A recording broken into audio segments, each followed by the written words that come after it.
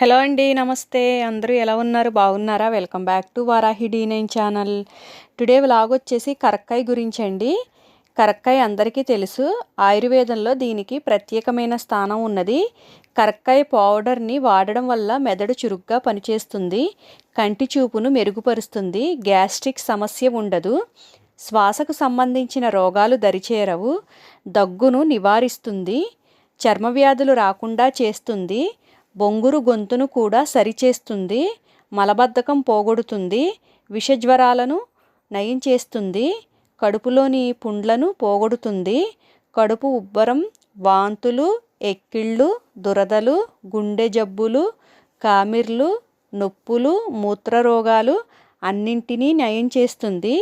కరక్కాయ సర్వరోగాలయందు వాడవచ్చండి.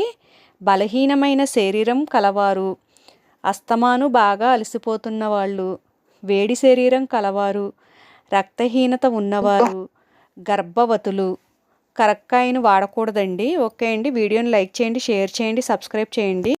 మళ్ళీ మరో వీడియోతో కలుద్దామండి. ఓకే, బాయ్ అండి. Thank you.